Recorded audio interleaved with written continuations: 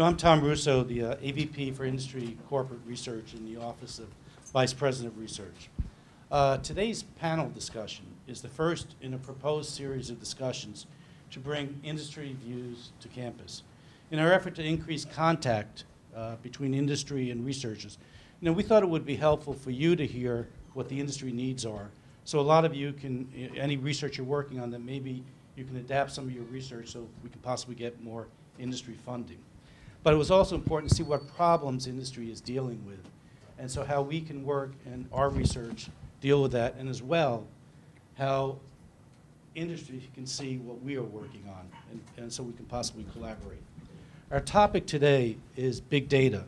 This seems to be an increasing area of research and innovation, touching on aspects of industry from disease diagnosis to business forecasting, medical record management, crime and terrorism prevention, to determining real-time traffic conditions. Current technologies have been very prolific in producing great quantities of data, and now we need better methods to make this data relevant and timely to the end user. In the first ever GW Tech Talk today, we thought it would be appropriate to have two members from big industry talk about big data. They will discuss what their companies are doing in the field and where research needs need to be undertaken. So I'd like to introduce our panelists. Our first one to my right is Ashish Jamin. He's the director of Microsoft Startup Strategies. He's focusing on helping software startups, and we deal with him with our Office of Entrepreneurship, so we've been working with Microsoft in this. And he helps people learn how to adopt to Windows 8, right, thank you, new one. Windows Azure and Windows Phone, right? And I don't know about the new as well, the new Surface, thank you. Ashish is very passionate about communities and software startups. So before joining, Ashish helped to create two successful startups. One of them worked on the recent presidential campaign to provide campaign software and back office software. The earlier startup made it easy for to create and publish forms online used to gather data from all the consumers. The company was sold to a bank. Keith, you may like this, in Salt Lake City, your area out there. And Ashish has a BS in engineering from India, majored in electrical engineering, and a master's in business administration and finance. One of our other panelists, Jeff Siriaki, the CTO and president of SR2, called late last night. He was ill and wasn't able to make it today. But our other key panelist today is Dion Rudnicki. He's the VP of Business Development, Global Government and Education sectors. He has nearly 30 years of experience of sales and business management experience in working with various client organizations on how IT can satisfy the challenges and operational and strategic needs of companies. In his current position, Mr. Rudnicki has global responsibilities in IBM in the government and education industries, and he helps universities innovate, leverage, and optimize their capabilities and performances. He earned a bachelor's degree in mechanical engineering from the University of Notre Dame. Congratulations on the football there. Still one more game. Yeah. From Notre Dame, he joined IBM as a manufacturing quality engineer. He then joined their federal sales and marketing organization, where he held a variety of increased responsibilities, leading to vice president of sales for federal civilian agencies, where he led a team responsible for IBM's overall business relationships with 6 cabinet-level organizations and a variety of independent federal organizations. Diane has led 2 commercial sales organizations within IBM, the first one being their mainframe product line for the eastern region of the United States, and the second one being IBM's high-performance computing solutions for all of North America. In 2008, he moved back to the public sector to lead IBM's global business service business development efforts across the U.S. Most recently, he's assumed global responsibilities in the business development for education and universities. And he's also on we have a Northern Virginia task force on big data, and Dion is one of the key members of that. Dion and I go way back. Our kids were in Little League together. I guess it goes back about 10 years. We were both coaches for our team, and as a testament to his coaching skills, our kids still speak to us. and we didn't have any threatening letters from any parents about more playing time. So today's moderator for the event is, many of you know, is Vince Mamo from our Office of Technology Transfer. Vince has a BS in engineering physics where he specialized in space systems engineering. He went on to receive a master's in physics from the University of Florida, doing an independent study on the John Clowder on the path of integral formulation of quantum mechanics. And then after receiving his MS, he received a PhD in applied physics from Georgetown University, specializing in biomems, where he also developed patent technology using super paramagnetic liquids for projection. He's while he's in the Office of Technology, he did work for the U.S. Patent and Trade Office, so anybody who has licensing needs, Vince, we also have Brian here, and Charanjit Guran, who you may know. So I'd like to turn over the mic to Vince to lead the panel. I guess we'll go ahead and get started with Dion. So my presentation is a little bit of background on big data, just some perspective, some trends that are occurring that we're seeing in the marketplace for big data. Some of the challenges that are being addressed by, what does it mean? How are the analytics being applied to what we're seeing as this data wave? And then some examples, mostly that are a little bit more on the physical side, so water and energy and food, just to give some perspectives of that. And then also just some information for you about an academic initiative that IBM has that makes software available and courseware available to you all in your as you look at opportunities within your curriculum. So what is big data? It's almost become the cloud term. It's almost everything. It's everyone has a perspective, everyone has a view, but it's simply said, all kinds of data, lots of volume, happening quickly, and in general, we're sensing more and more the time element of data. Previously it was batch static. You saved it, you looked at it later, you analyzed it. Now the fluidity of what's happening with data and how quickly it's coming is having a major impact on the art of the potential of what you can do with the data. So, some fun facts, because that's always what you do, right? So lots of 12 terabytes worth of tweets every day. 1 terabyte of trade information out of New York Stock Exchange. There are 6 billion mobile phones now in 2012. So if you would, I can't remember the number off the top of my head. I think it was like 1.5 billion phones about 5 years ago. So just an incredible escalation in mobility and connectivity, especially in the growth markets. So when you look at those developing countries, they've leapfrogged, they've gone past infrastructure, they've gone straight to the mobility side. And right now, only 15% of them are smartphones. So you can see that as those start to incorporate cameras and data connectivity and the sort, the data wave is just going to continue to grow quickly as well. So 70 million network meters from a monitoring perspective, growing to 200 million in a few years, almost 1 billion in 2020. So what used to be very siloed, meters, environments, your house, whatever, those are quickly changing into connectivity, data points for organizations, institutions, et cetera, to leverage and take advantage of and take a look at. Sorry, I didn't mean to stand in your way. So, HD video, gobs and gobs of data, right? If you think about video surveillance, you think about homeland security, you think about traffic monitoring, you think about all those good things, or bad things, depending on your view, that's, it's just flowing and flowing and flowing. Then you have RFID tags, so 30 billion RFID tags.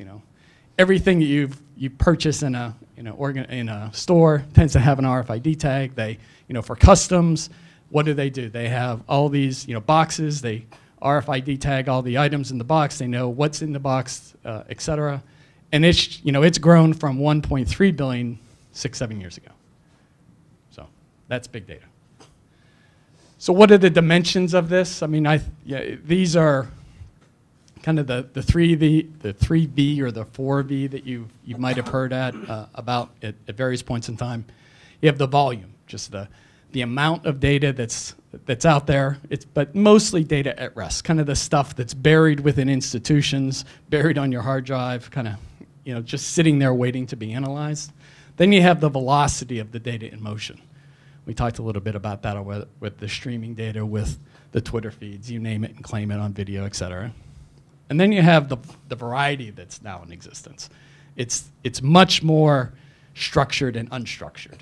It is video, it is text. It's all those things now that 10, 15 years ago we really didn't evaluate and consider as much as a data source, but more as just kind of out there.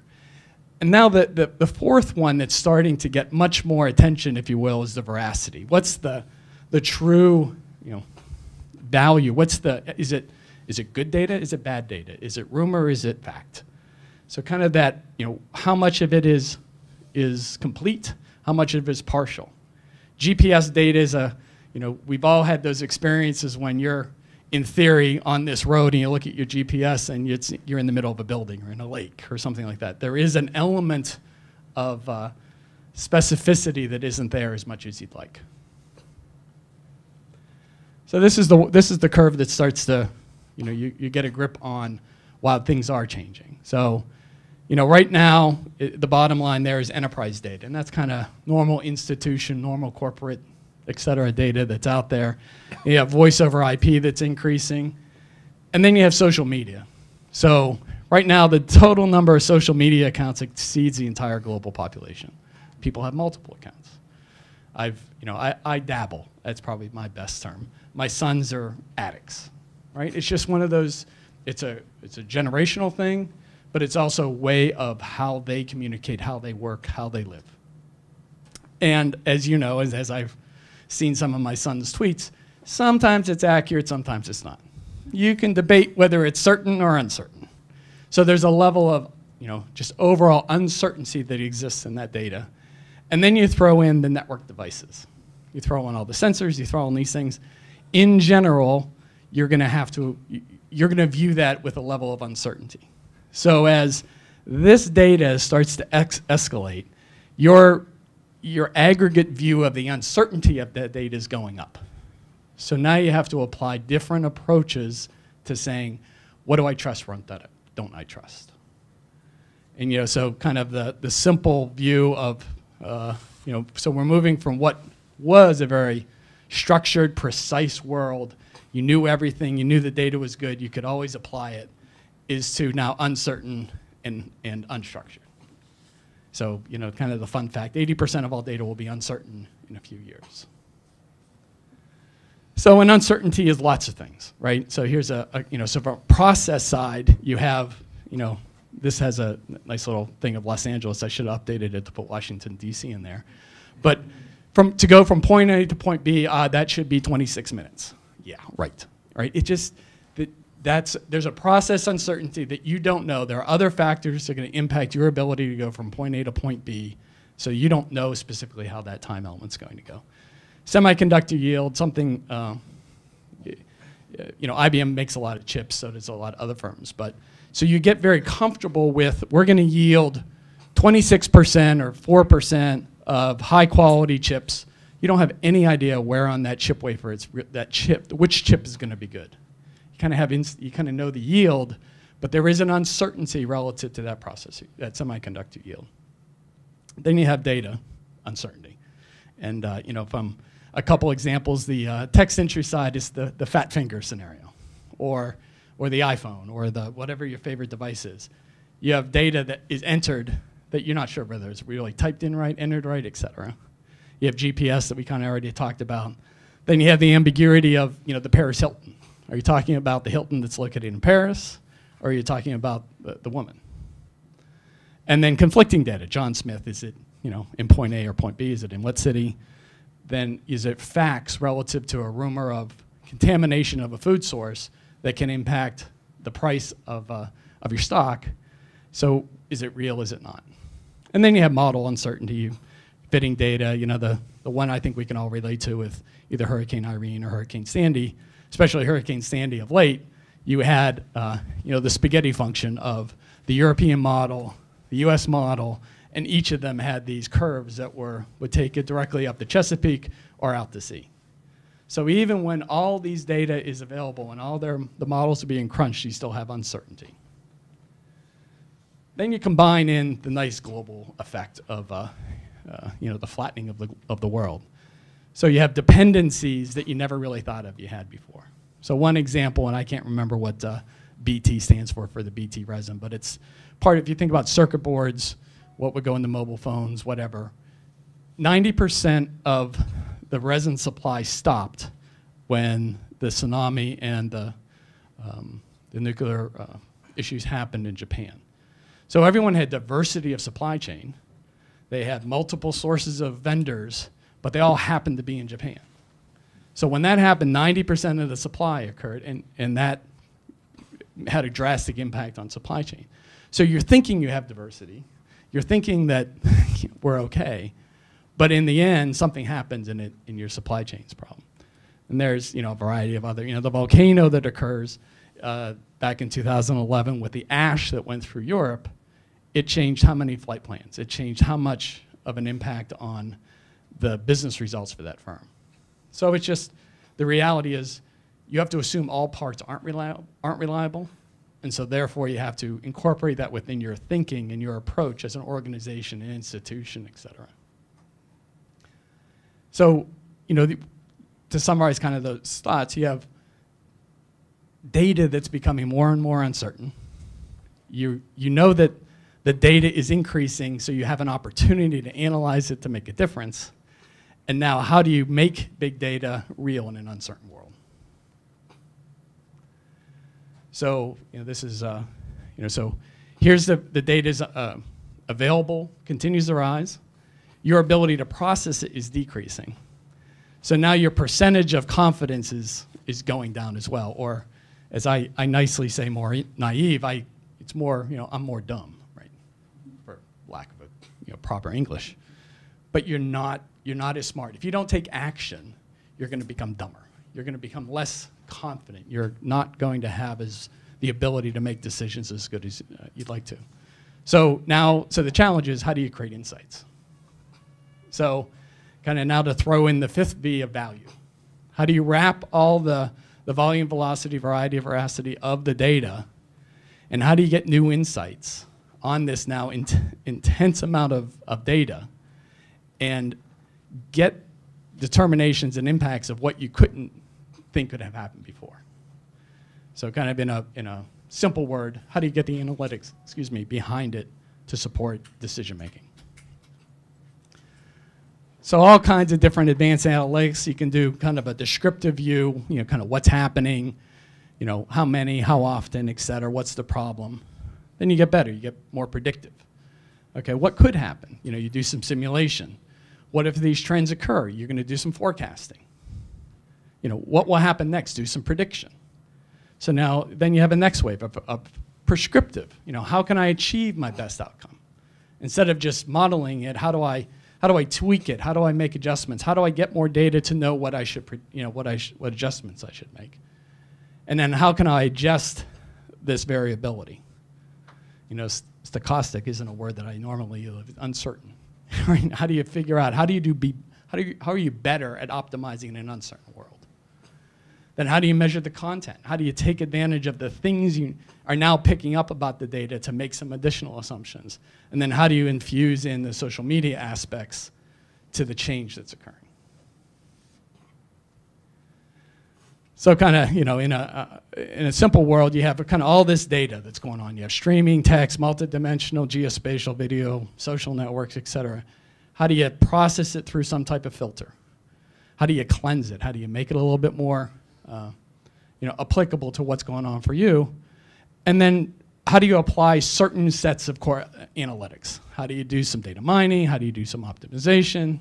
How do you do some semantic analysis, network algorithms, et cetera, and then create a new puzzle so that it all comes together. So now, as a user of this information, now I can make outcomes. I can either be a subject matter expert and I can decipher and do it, or I can be the casual user to get new understandings of what's going on. So in the vein of, we have lots of commercials that talk about Smarter Planet, and I'm an IBMer. I'll use a few things to just demonstrate a few ideas relative to this big data scenario.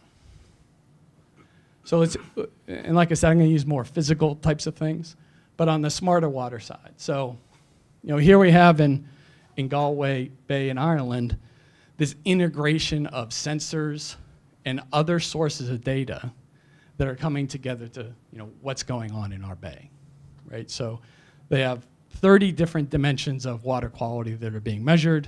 They're integrating with weather data, shipping data, et cetera. And now they're presenting it to new users or different users in different ways so they can make decisions. So if you're a shipper, you may want to look at something, a view of this in a certain way. If you're an environmentalist, you might have a different perspective of what's going on. So really, it's collaboration across different people have a role, integrating their senses of data, both kind of from a scientific view if you're a researcher, an operational view if you're in transportation. And how do you kind of now enable yourself to respond if something bad happens?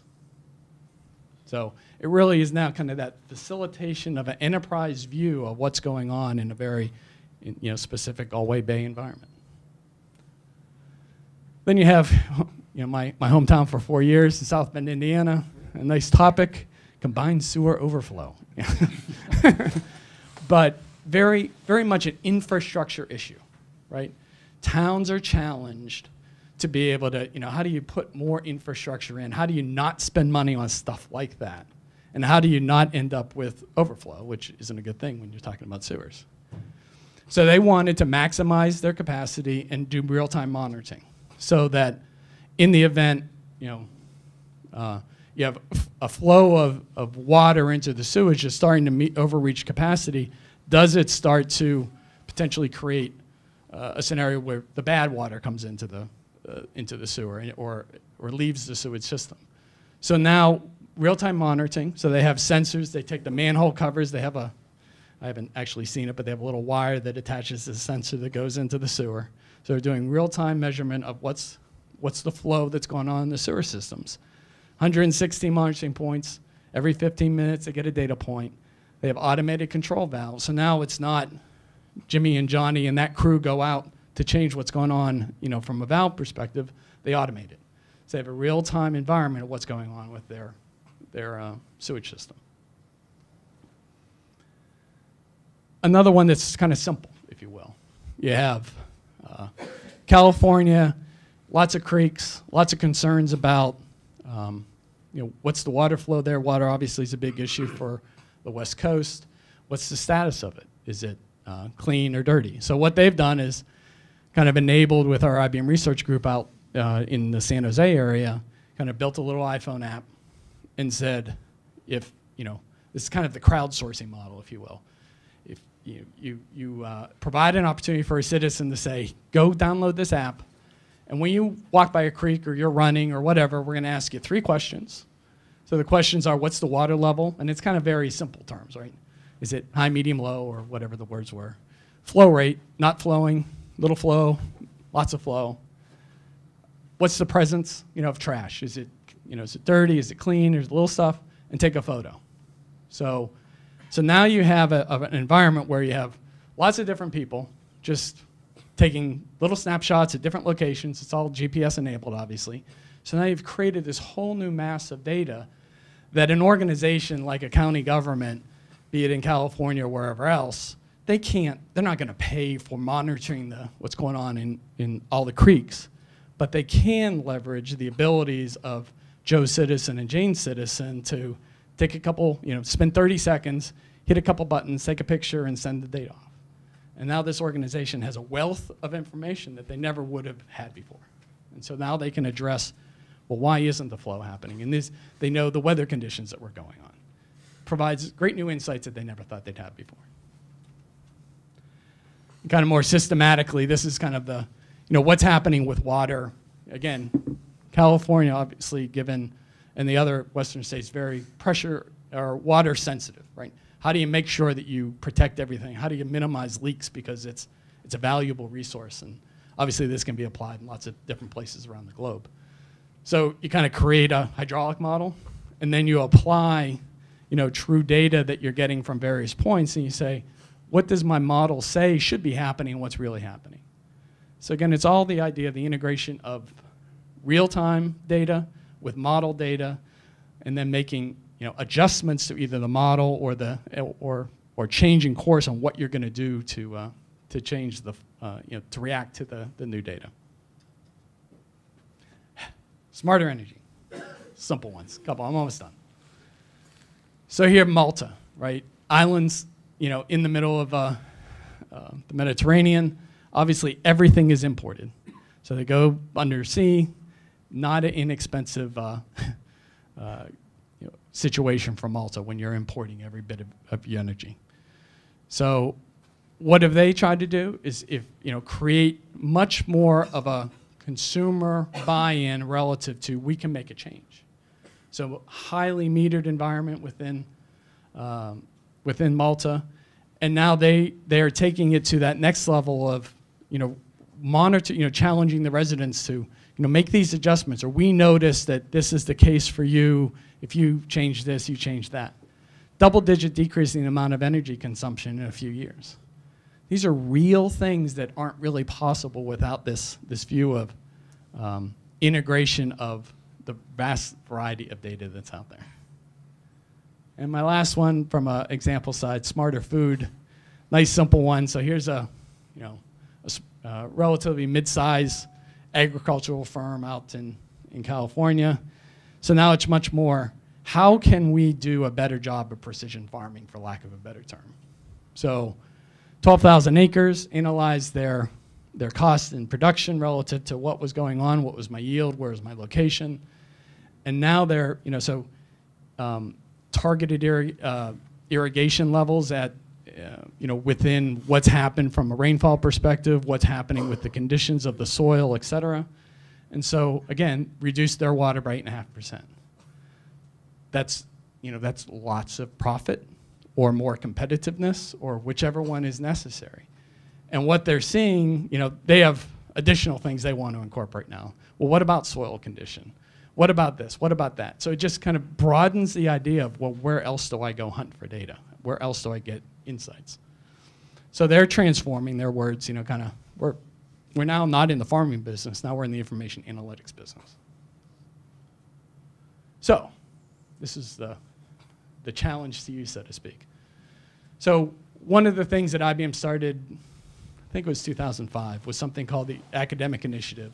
We've always had an organization supporting university relationships and in the pursuit of SIR grants and research collaboration, et cetera. But we launched something called an academic initiative that was much more on access for colleges and universities and the professors there to say, can I use your software? Do you have other courseware that other people have developed kind of in a collaborative fashion that I might incorporate within my curriculum? So the highlight is kind of, so we're trying to help enable students to get real world experience in technology.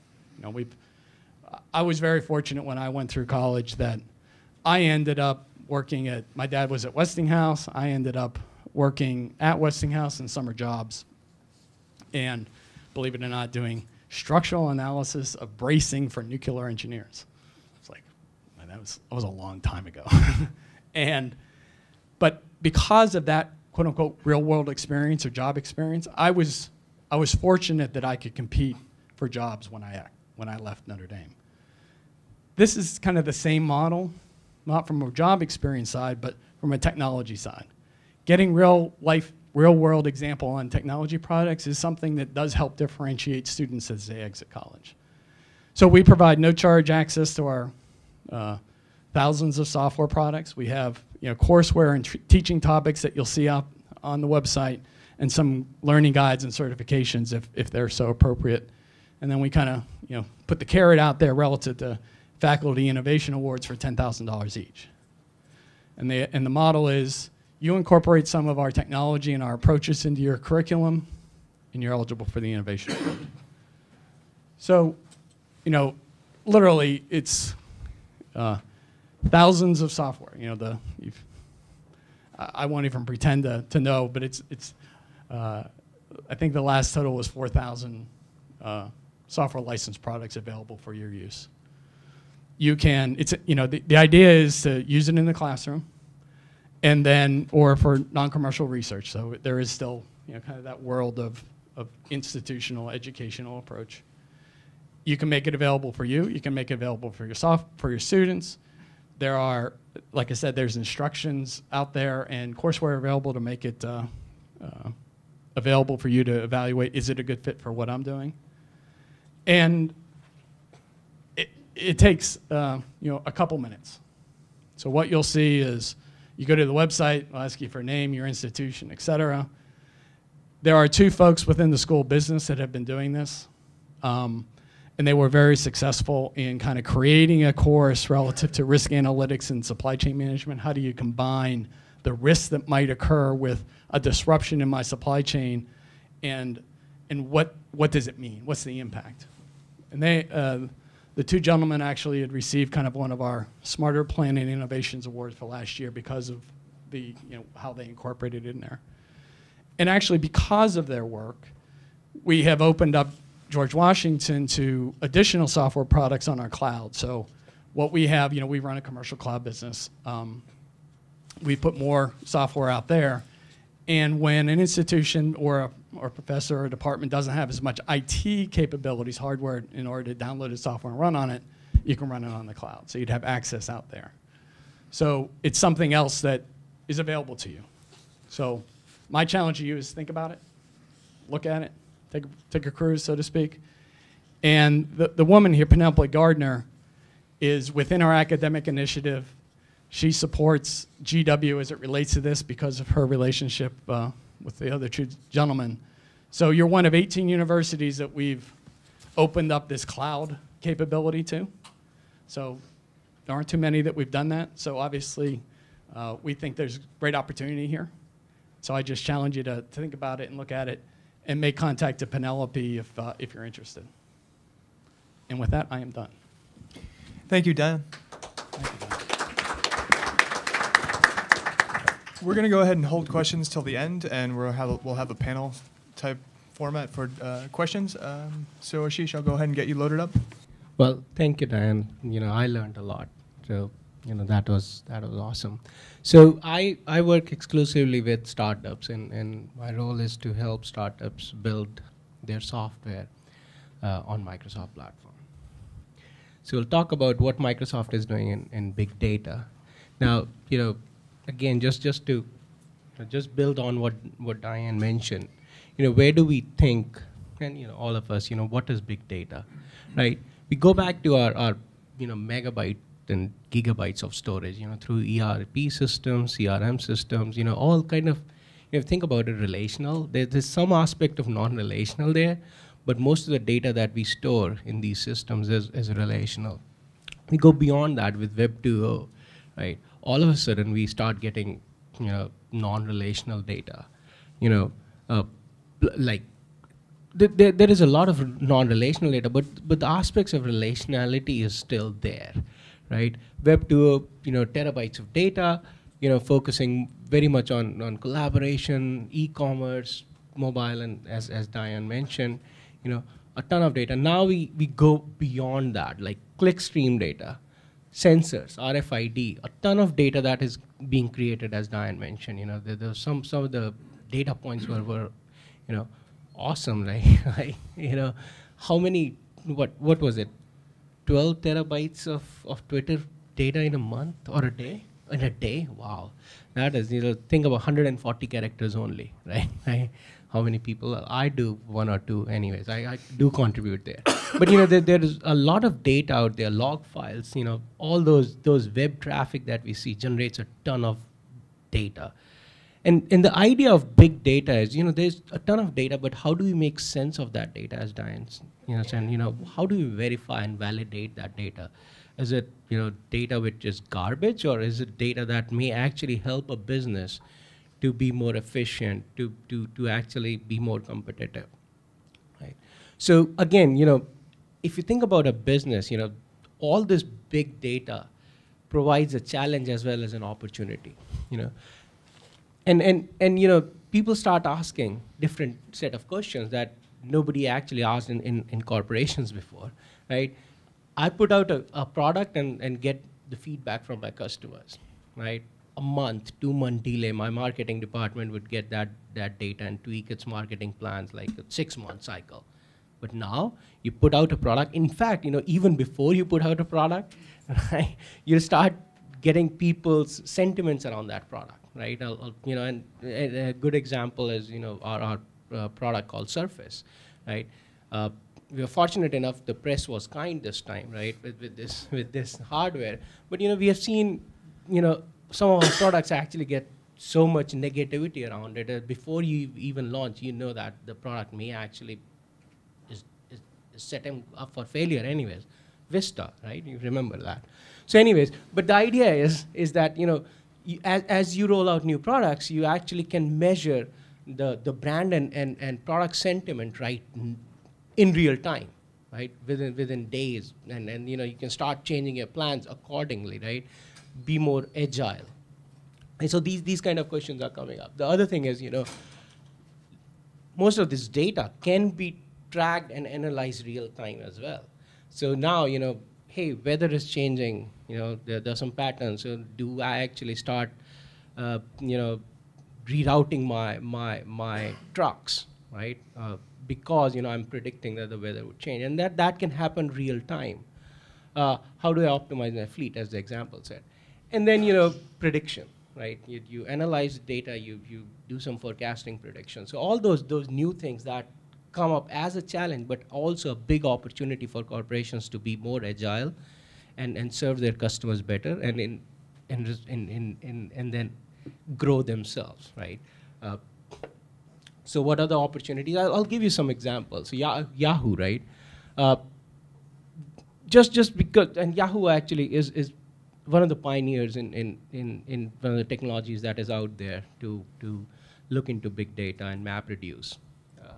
But what they did is, they're massive volumes, and like processing 464 billion rows per quarter with average query time under 10 seconds. Like, that is huge. But based on just finding this an opportunity, they were able to actually grow their revenue. Cloud. How many of you have heard of this social networking service, Cloud? It actually measures influence of an individual on the web, right? The idea is, your Facebook tweets, your friends on your Twitter feeds, your friends on Facebook, your LinkedIn post, whatever, right? It actually gathers that and then gives you a CloudScore. That means how influencer are you? And it actually captures more than 15 signals, per user on different social networks. New business. Who would have thought, right, that I would be an influencer like 5 years back? I don't know, maybe talking to 30 people in a room. But now, when I put a feed on Facebook, immediately I get, hey, few notifications. Some people are liking that. Some people obviously make some comments. But at least I can, and they found this opportunity measuring that influence, and then grow new business. And then that's the whole corporation side of it, right? How you can be more operationally effective. Now, when we talk about big data, we're talking about a life cycle, right? The life cycle includes, how do you manage this data? How do you enrich this data? Because based on some other pieces of the data, there is, so you get live weather feed. Can you enrich this data by mashing this live feed with your fleeting system, right? Enriching that data, and then ultimate goal is to get insights out of that, or gain insights out of that big data. Big data plus other pieces of data that you have. And that's the life cycle of this whole aspect of big data, that too much data is out there. How do you manage it? How do you enrich that data? And then how do you get insights out of it? Let's talk about manage.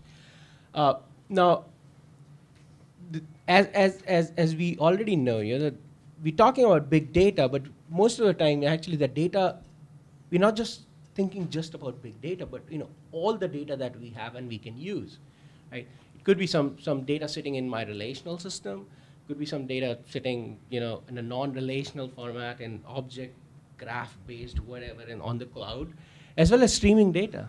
There's a ton of streaming data from RFID, from live feeds.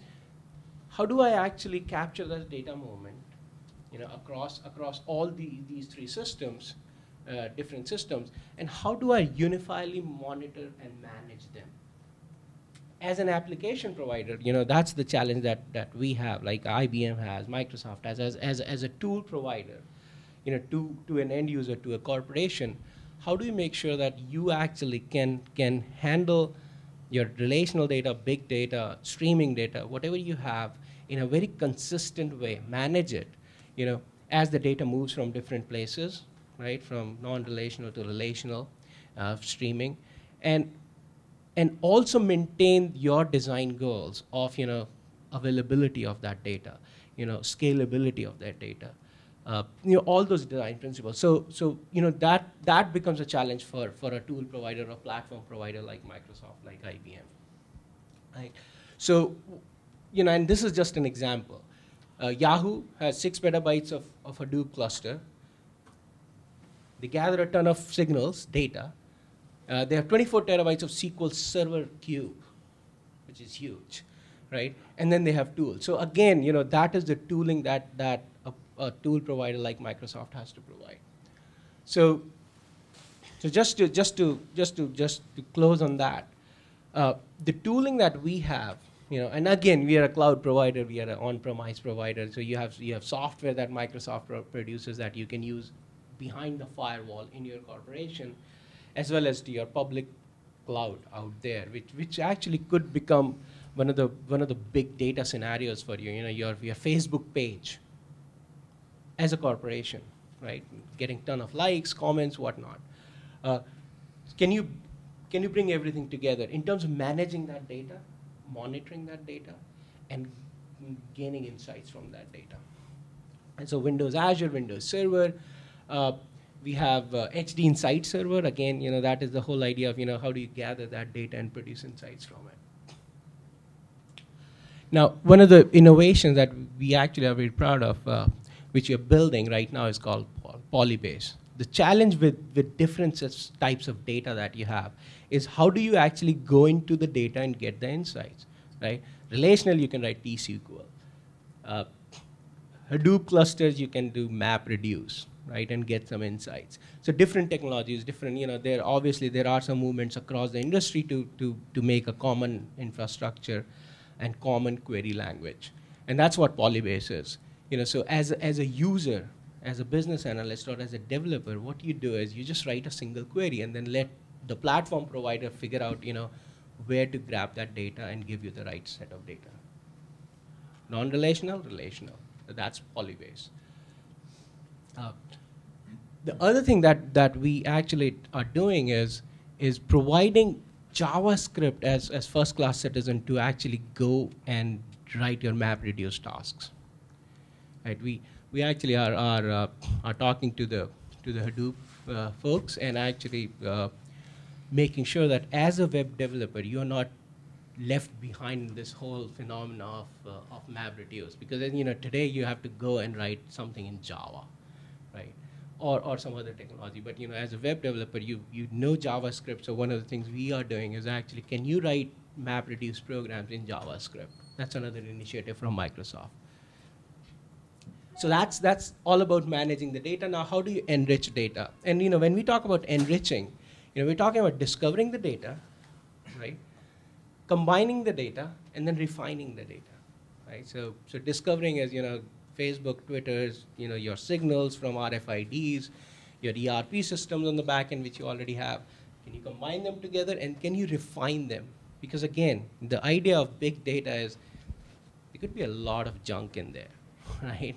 So you have to figure out what is relevant for you. Not every piece of data may be relevant. You may be just wasting your cycles looking into that data. So for discovering data, a couple of technologies that Microsoft as a platform provider has is on the cloud. One of the things we have is called Data Explorer. Right. What that means is, hey, I have, let's say I'm a business. I have some data from my fleet system. Can I go and gather or grab weather data from somewhere? I may not, I may not even know where to grab that data. And that's what Data Explorer does for you, is to actually you figure out and make some recommendations based on your existing data, where other data could be that you can combine and get some insights from. Right? That's what Data Explorer is. And then, as a data provider, you may have that weather data, right? But you don't know who may be using it or who may want to use it, right? A fleet system may, an agriculture system may, whoever. Can you go and publish it on the web, right? So the Data Hub is essentially a new way or a new business model for a company or a corporation that has data. Can you just publish it and monetize it if you have a ton of data? So that's Data Hub, and Data Explorer actually closes the loop for other person who actually wants to know about the data but don't have the data. Right? So that's how you essentially, we enable you to discover and discover data on the cloud, more or less. And then you're combining of data. We have personal data, we have organizational data. We talked about that. All that data, can you combine it together? And then one of the initiatives that we are working with is still in our labs. Is all around the social data that you may have as a business or as an individual. When I talk about, I'm talking more about from a business perspective, right? So Microsoft has a ton of social data, right? We have Facebook presence, and not only Microsoft as a company, but each of our products may have a Facebook page. Each of our programs actually may have a Facebook or a Twitter account. Right? So there's a ton of data as Microsoft we have out there, our social data, and we have this a product in the lab right now where we enable a corporation to quickly go and gather and combine all their data which is out there on the web, or the social data out there on the web. Right? Again, the idea is, can you combine it together with the data that you already have? And refining data is a technology we already have. Integration services to put the data together. Just on a data governance side, obviously you'd have to do some data validation, verification. We have tools in our data layer. When we talk about Microsoft Data Platform, I'm sure you know about this product called SQL Server, Microsoft SQL Server. So everything is built on top of SQL Server. That is our consistent data platform, right? Even on the cloud, things that are built on the cloud around data is built on top of the framework of SQL Server. Right? So we have tools in SQL Server that allows you to do data mining. We have tools in SQL Server that allows you to do data analytics. And we saw that example of Yahoo actually having 24 terabytes of a cube, all on top of SQL Server. So, and again, cloud, one more example, another example, and the examples I'm showing you are built on Microsoft platform, Yahoo, Cloud, GE, whatnot. And the last thing which we want to talk about is manage, enrich, and gaining insights. Now that I have actually, I know where the data is, I know how to manage it, I've put it together by combining and enriching the data. Now can I gain some insight as a corporation out of it? And that is the end goal anyways, right? When we talk about big data, data creation is one, but as a corporation, what I want is make that data relevant to me. Make that data relevant to my business. Make that data relevant so that I can quickly change my plans and be very agile, right? And then serve my customers better. So again, the whole idea of insights is, wherever you are, whatever your role is, can you use Microsoft platform to gain some insights? And we talked about that, right? SQL Server as a platform gives you analytic tools to analyze the data, and Microsoft Excel has plugins that actually give you access to that data that you have collected. One of the things we are working with, is providing those connectors on top of SQL Server to your cloud data, Hadoop clusters, so that you can quickly get that MapReduce to give you those data points, put it in SQL Server, and can you actually put a layer of tools on top of it to gather some insights, right? Excel is still most used analytical tool or BI tool that we see out there. So one of the things we actually make a very, very conscious effort is to build everything on top of Excel, because that's the product that everyone uses anyways, right? So rather than coming up with new products saying, hey, this is the new BI tool, why not actually bring those functionalities on top of Excel, right? So advanced analytics, now self-service analysis, and this is another big thing, right? One of the things that cloud empowers you as a business or anyone to do is a small department actually can make their decisions on their own without going to IT and provision all kinds of systems. So we actually are focusing very, very heavily on self-service analysis, right? Where as a marketeer, can I actually, rather than go to my IT and say, hey, give me this data, can I myself can go out there and pull the data and do some analysis myself, right? So and the cloud actually helped a lot, right? You can provision your VM, Amazon, Azure, wherever, right? You can provision your VMs, you can gather the data across the cloud. Can you pull it yourself rather than going to IT and say, hey, I need this? And that's what the whole idea of self-service analysis is. The tools that we do is we have is Power Pivot and Power View, again on top of Excel, right? We came up with this new in-memory analysis engine in Excel, so you can have terabytes and terabytes of data depending on the memory of your machine. We load everything in memory, and you can do you can do very quick analysis on top of Excel. Sorting through those billion rows. This is a matter of seconds or milliseconds now. Right? And those are the technologies that we have brought into bear. This is how Microsoft views, right? Manage Enrich Insights, and this is where our tooling is. So everything around manage is actually runs in SQL Server.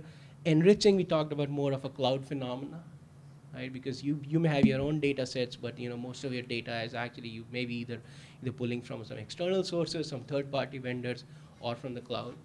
And then Insights is all based on Microsoft Office, Excel, as we talked about. This is where you go and learn more information about big data.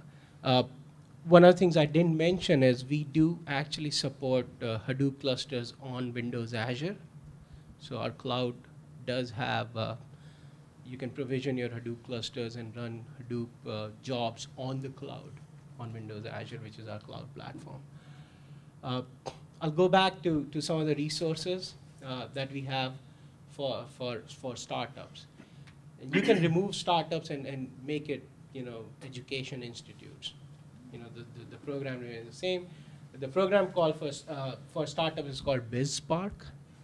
The program is exactly the same program for educational institutes is called DreamSpark. Right? So I didn't have a slide for DreamSpark, but you can think of it as the same program. The name is different. But the idea for startups is, if you're building a software product, if you're less than 5 years old and less than $1 million in software revenue, you get Microsoft Platform for free, right? All the way from your client machines to tooling to write software to run your business on private cloud, on your Windows Server, SQL Server, on the cloud, wherever you want to run it, you get all the software for free. Along with the partnership that we have with customers. So if you're building and filling a gap for a big enterprise player, we actually can align our sales force and marketing engines to help you to grow your business. Same thing for educational institutes. If you're a student, you can actually, so forget the criteria. The criteria is if you have a valid student ID. That's the criteria, right? But what you get is the benefits, right? You get all the software that we talked about for free to actually do your research, to learn about a platform.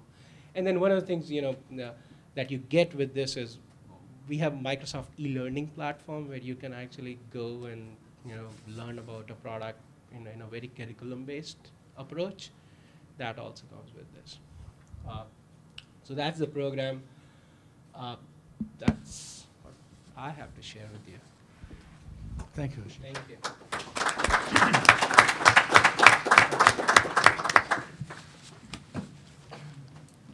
So So before we get started with questions, I just wanted to highlight one of the professors that we have here that's doing a lot of research in the area of big data. Nan Zhang actually has a patent pending technology based on some of his big data research that's gone on to win the GW Business Plan competition, as well as the OTT Open House competition for developing a prototype or proof of concept.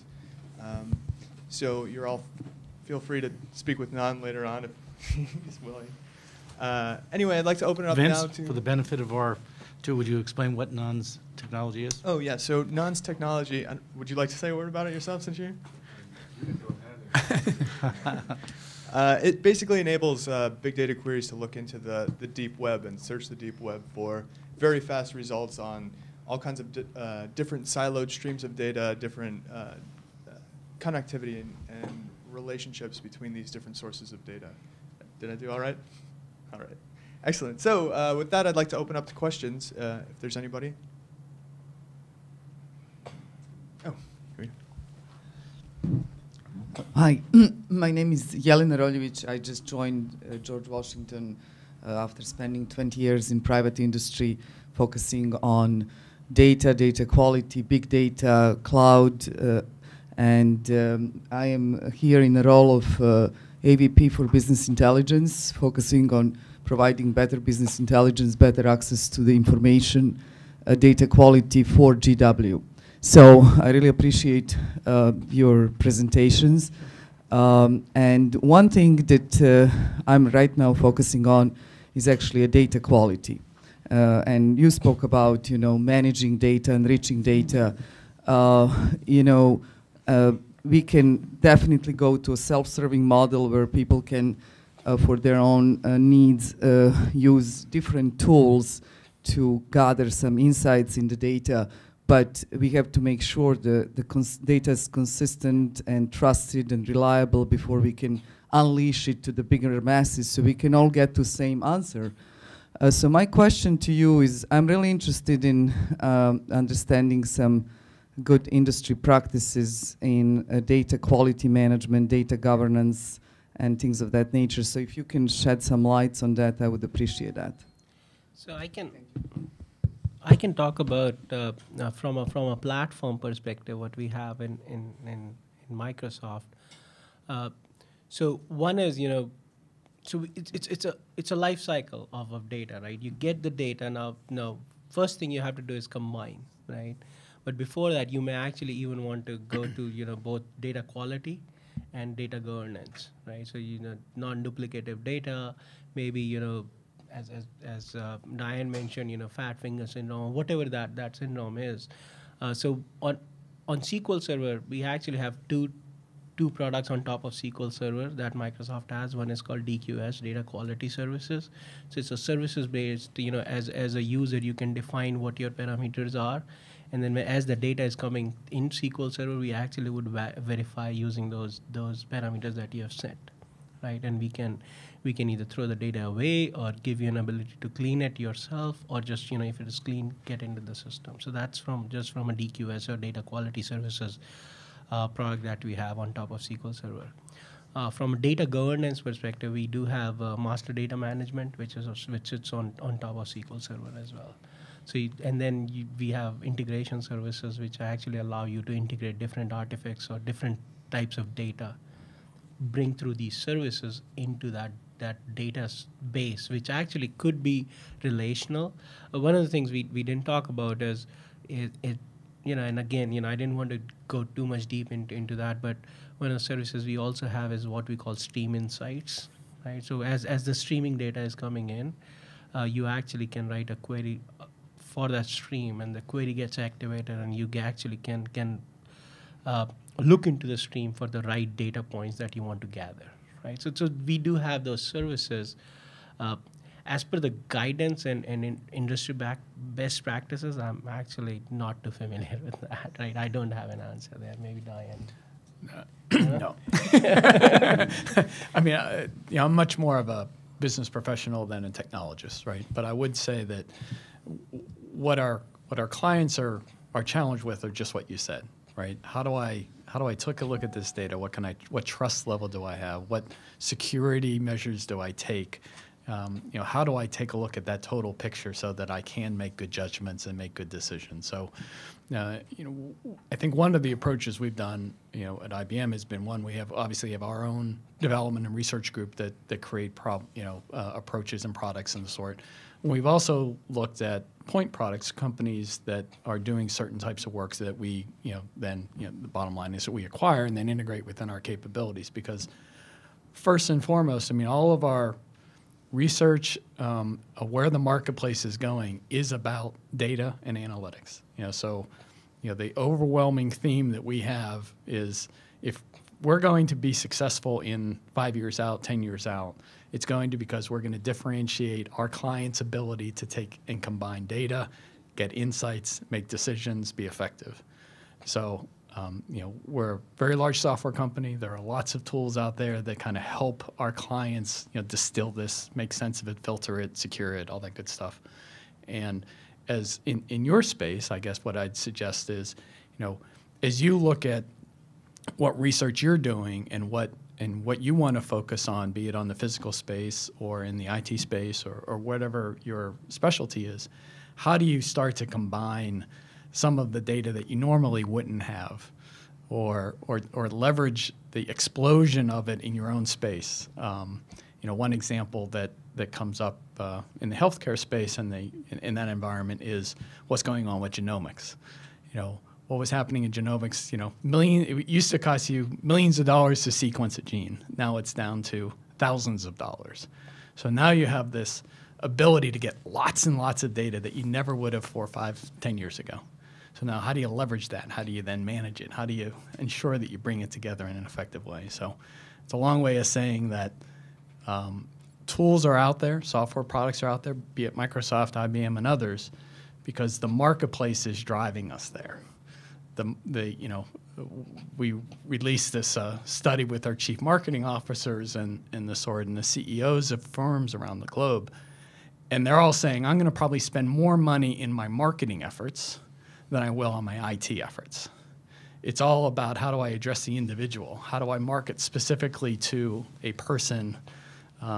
Because that's where the decision's made. Whereas before, like she said, we used to, market studies would occur, and 6 months later you'd find out, gee, there's sentiment analysis is like that.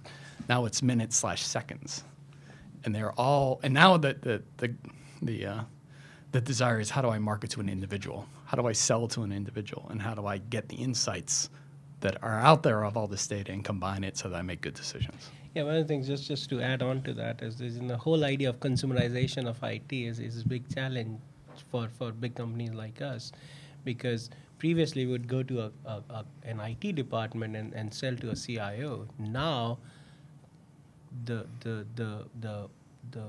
employees in that corporation actually can go and do stuff. They're getting better access to software and devices at home, so they want to bring that experience to their business, to their work, and they don't listen to IT anymore, right? So now you have to go and actually sell to a consumer, because a happy consumer would drive their IT to buy your software, right? So that's the whole paradigm shift.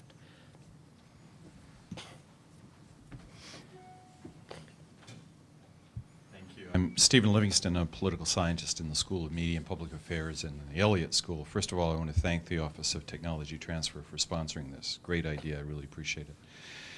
Most of the discussion has been oriented towards predictive analytics in a business domain, but I am interested in, as is true of many political scientists who are interested in IT, in non-business applications. So the UN Global Pulse initiative, which tries to tap into big data to understand social unrest, wars, et cetera, through sentiment analysis, or Google Earth Engine's sort of crowd seeding, crowd sourcing initiative to look at deforestation in the Amazon. How much interest is there, I guess, is the question, in either IBM or in Microsoft in pushing outside of the obviously more lucrative business world into really significant social, political applications? I'll give a couple comments, and Ashish, I'm sure, will have a few as well. From a corporate perspective, where we see opportunity is not just in the major markets, so to speak, the United States, the UK, et cetera. But the growth of opportunity is in the emerging markets, the growth markets, the BRIC countries, et cetera. Africa is one example. Africa is from our perspective is, here they were uniquely positioned to leapfrog over all the bad legacy investments that we deal with in our own country, and just launch into much more of the mobile world. And so, in discussions, we had a similar big data day, so to speak, with some of the World Bank folks in their IT and communications technology group, who try to work with countries in developing their projects to help social issues, right? And there's an environment there, be it within the country or within the developing, an emerging market fund organization like the World Bank or the IDB. How do I help social change, or how do I monitor this? And so in their environment, the mobile phone is, the holy grail, so to speak. It's because it's instantaneous. Every individual has it. It's continuing to just, be omnipresent, whereas 10 years ago it was not, right? And so there's that combination of the cellular service and the increased functionality that is occurring with data and photos, et cetera, are really launching into new spaces. So in our space, it's much more of the enablement of the country. What are you concerned about? So here's capabilities that you can use to monitor. We're less concerned about predicting social unrest. We're helping governments and institutions and corporations within those countries kind of understand what's going on, and it's going to be through the mobile phones, et cetera. That's terrific, and you're absolutely right. Your reference to 6 billion cell phones, we should keep in mind that the billion increase that's happened in about 14 months, most of it's been in Africa and South Asia. So that's really terrific. Thank you. So I'll just to, so a couple of things. So one is, obviously we are a commercial software vendor, right? So we obviously have that creation of wealth to our stockholders, right? So that, but as a big corporate, we do have initiatives which are, focused on, a couple of things. One is, are we a good citizen, right? So are we empowering local software economy, right? Be it in US, be it in any other developing country. So we have initiatives which are very focused on non-profits or social entrepreneurship, as well as empowerment of youth, right? So again, Microsoft, we don't want to get into the business of predicting social unrest in the world, right? But we want to empower people, and the programs are focused on, can we give access to the software that we build free of cost, right? And around entrepreneurs, and that's why this whole program around startups is, right, to give entrepreneurs an ability to build tools that can then so we provide platform, let other people build solutions.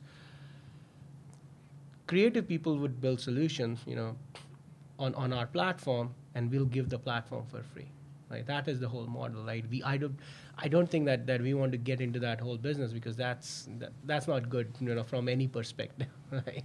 But again, so that's one angle. The thing is, and then how do you help a social entrepreneurs, providing that technology? So we actually have initiatives, around youth, which we actually launched a couple of months back. Want to empower 300, the goal is to empower 300 million youth across the globe in next 3 years, giving them access to learning and software and technology, right? Yeah, and the whole idea is, empowerment rather than, hey, we will solve this for you. Okay, this is it, right? You, in your geo, in your community, if you have ideas, why not build on top of those ideas, and the solution will give the platform. Hi, my name is Karim Bouida from GW Libraries. Well, first, thank you for organizing this. This is very interesting. I'm a librarian and technologist, and our business is data access and data preservation. So my question is actually more for IBM than Microsoft. IBM, Netherlands, and Israel, they were more interested in data archiving 10, 12 years ago. I'm not sure whether IBM now still sees this as a strategic direction in terms of the archive and preservation phase, not just the immediate access. Kind of. How's that for an answer?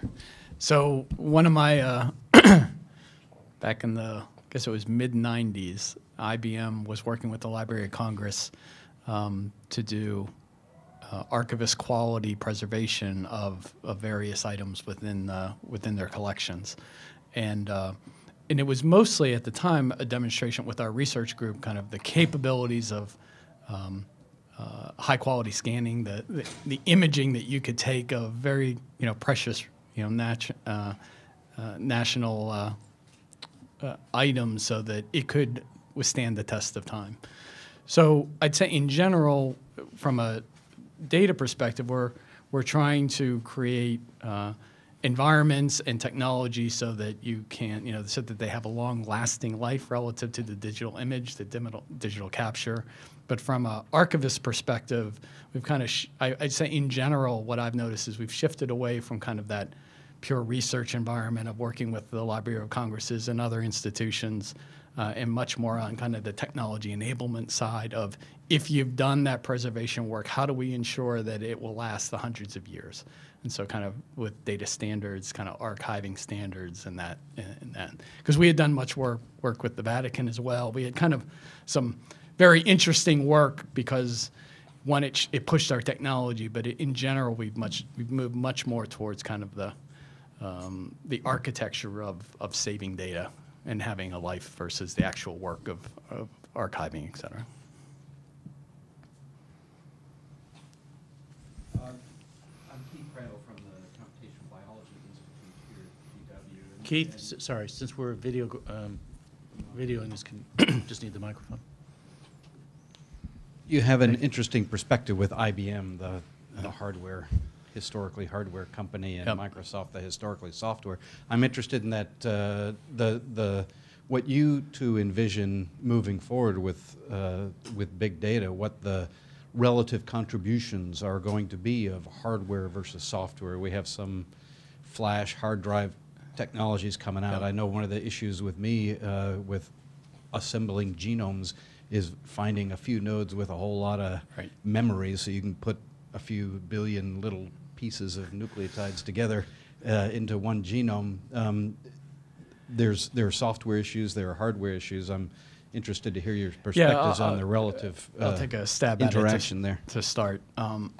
Obviously, we are kind of a hardware software services corporation, and in general, if you would have looked at us, say 15, 20 years ago, our hardware was, I don't know whether I'd say it was the majority of our revenue, but it was up there.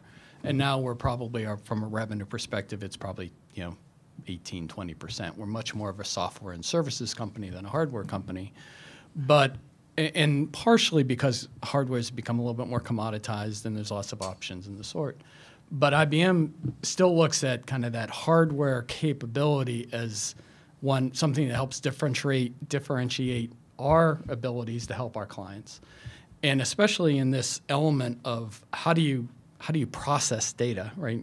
I had a high performance computing background. I used to support Department of Energy labs, so like the Livermores and the Berkeleys and the sort, where they cared about all kinds of stuff and simulations and the sort. They still, organizations both, from a government perspective and a healthcare perspective, still want to do simulations. They want to do modeling. They want to do data crunching, right? They don't really care about streaming. It's interesting, but not that much.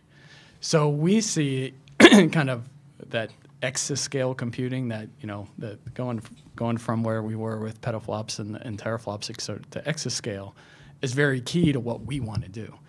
And what's ending up, the model that we're starting to get a sense of is that data ends up becoming the core part of the compute model, and the processing is more around the edges. And so it's a trend that we're still grappling with a little bit on the research side on kind of how will the products look, but it's all about being able to do exascale kind of computing, because you have these petabytes of data that you really want to put through simulation models.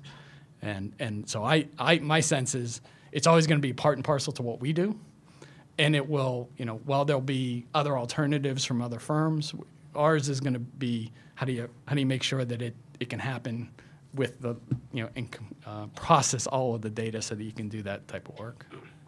Yeah, so again, we are not a hardware company. But we have traditionally focused on software, and I think that's our going forward charter is.